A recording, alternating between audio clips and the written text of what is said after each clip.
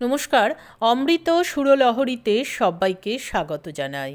আমি সুপ্রিয়া। আজ আবার একটি নতুন বিষয় নিয়ে আপনাদের সঙ্গে আলোচনা করতে এলাম।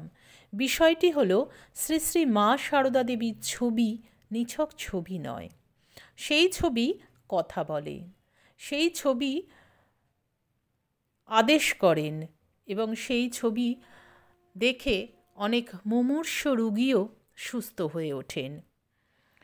দুটি ঘটনা এখানে তুলে ধরব সে বিষয়ে।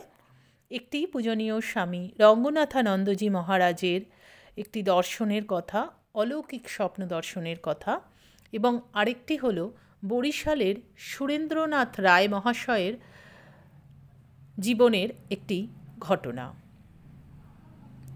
স্বামী রঙ্গনাথানন্দজি মহারাজের জীবনে মহারাজ বলছেন তিনটি স্বপ্নের কথা তিনি লিপিবদ্ধ করেছেন। তার মধ্যে একটি হলো অদ্বৈত আশ্রমের মায়াবতীর ঘটনা। মহারাজ নিজেই বলছেন, 2রা জুন 1968 ভোর 4টে আমার একটি সুস্পষ্ট স্বপ্ন দর্শন হয়। কয়েক সন্ন্যাসী ভাইয়ের সাথে একটি আশ্রমে যাচ্ছি। সেখানে বিশেষ পূজার আয়োজন হয়েছে। দেখলাম পূজার উপকরণ, ফুল এবং নৈবেদ্য গোছানো রয়েছে এবং সাজানো হচ্ছে। কতকগুলি আলাদা আলাদা পূজার পাত্র ঠাকুর, মা ও স্বামীজির ছবির সাথে একই প্যান্ডেলে ছিল। আমি একটি দলের সাথে মায়ের ছবিতে প্রণাম করতে গেলাম।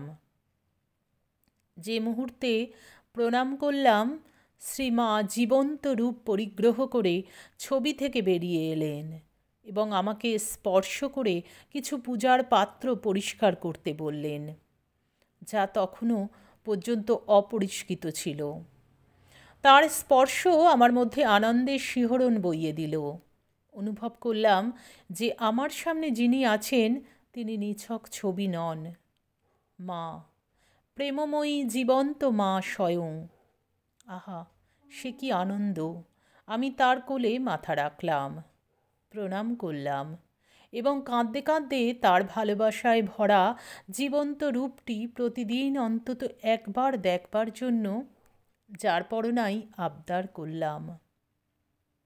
তিনি সম্মতি দিলেন এবং অনির্বচনীয় ভালোবাসা ও কোমলতার সঙ্গে আমাকে তার বাহুতে জড়িয়ে ধরলেন।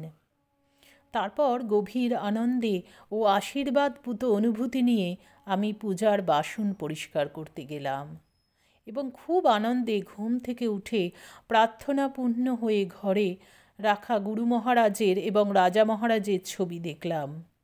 ঘড়িতে তখন ভোর 4:35। সম্পূর্ণটা মহারাজ স্বপ্নে দেখলেন এবং স্বপ্নে মহারাজকে মা কথা দিলেন যে তিনি জীবন্ত হয়ে একবার হলেও দিনের মধ্যে এসে দেখা দেবেন। আবার বরিশালের সুরেন্দ্রনাথ রায় মহাশয় যখন মা ছিলেন সশরীরে তখনকার একটি ঘটনা বলছেন। এটা আমরা যখন দেখলাম 1968, তখন কিন্তু মা সশরীরে নেই, তিনি সূক্ষ্ম দেহে দেখা দিচ্ছেন, কৃপা করছেন মহারাজকে। আবার এখানে বরিশালের সুরেন্দ্রনাথ রায় মহাশয় একসময় কঠিন যক্ষা রোগে আক্রান্ত হন এবং তিনি জীবনের আশা ছেড়ে দিয়েছিলেন। তবে মৃত্যুর আগে শ্রী শ্রী মাকে দর্শন করবার তাঁর সাধ হলো। তিনি শ্রী শ্রী মাকে বরিশালে আসার জন্য অনুরোধ জানিয়ে পত্র লেখেন।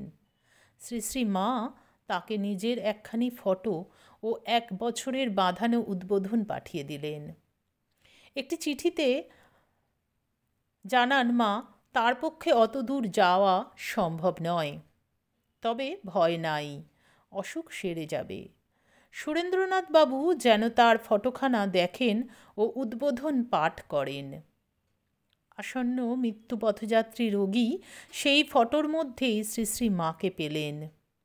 তিনি সেটি শিয়রে রেখে দিলেন। মায়ের কৃপায় সুরেন্দ্রনাথ বাবু ক্রমশ সুস্থ হয়ে উঠলেন। দেখুন, মায়ের ছবি দেখে সুস্থ হলেন সুরেন্দ্রনাথ বাবু। কিভাবে মা যে কতভাবে তার সন্তানদেরকে কৃপা করছেন সেটা বলাই বাহুল্য। আমরা এরকম অনেক ঘটনা আগে দেখেছি, অতীতে দেখেছি, বর্তমানে দেখছি এবং ভবিষ্যতেও আমরা দেখব। আমাদের নিজেদের জীবনের সঙ্গেই অনেক সময় মা অঙ্গাঅঙ্গিভাবে জড়িয়ে যান এবং মা আমাদেরকে রক্ষা করেন, সেটা আমরাও কিন্তু উপলব্ধি করি যারাই আমরা মাকে স্মরণ করি, মায়ের ধ্যান জপ করি, মাকে স্মরণ করি, মাকে ভালোবাসি। সর্বোপরি সবার আগে দরকার ভালোবাসা। নিজের মায়ের মতন করে মাকে ভালোবাসতে হবে। মা কোনো দেবী সেই হিসাবে নয়। মাকে যদি আমাদের অন্তরে স্থান দিই তাহলে কিন্তু আমরা ঠিক পাবো মায়ের দেখা। আশা করি আমাদের আজকের এই আলোচনা আপনাদের সকলের খুব ভালো লাগলো। আপনারাও মায়ের জীবনের অনেক কথা জানতে পারছেন এবং অনেকেই আপনারা লিখছেন, খুব ভালো লাগছে, জানতে পারছি অনেক কিছু। আমারও সত্যিই ভালো লাগছে। আপনাদের সাথে সাথে আমিও কিন্তু অনেক বিষয় জানতে পারছি এবং যত জানছি তত অবাক হচ্ছি মায়ের কথা ভেবে, ঠাকুরের কথা ভেবে। কি ছিলেন দক্ষিণেশ্বরের বুকে, কি লীলা তারা করে গেছেন, যে লীলায় আজও দক্ষিণেশ্বরের প্রতিটি ইটে, প্রতিটি মাটির কোনায় কোনায় শ্রীরামকৃষ্ণ নাম লেখা আছে, লেখা আছে মা সারদা দেবীর নাম। তাই আমরা সত্যি ধন্য, তাদেরকে আমরা পেয়েছি আমাদের কাছে। আমরা তাদের কথা পাঠ করতে পারছি, তাদের কথা স্মরণ করতে পারছি, তার জন্য ঠাকুর মায়ের কৃপায় আপনারা সকলে ভালো থাকবেন, সুস্থ থাকবেন।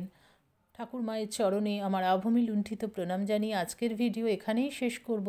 যেতে যেতে বলবো, আপনারা যদি ভালো লাগে অবশ্যই একটা লাইক দেবেন, কমেন্ট করবেন এবং চ্যানেলটি সাবস্ক্রাইব করে চ্যানেলটির পাশে থাকবেন। তাহলে আমারও ভালো লাগবে, আপনাদেরও ভালো লাগবে। হরি ওম তৎসৎ। শ্রীরামকৃষ্ণ অর্পণমস্তু। জয় মা শারদেশ্বরী।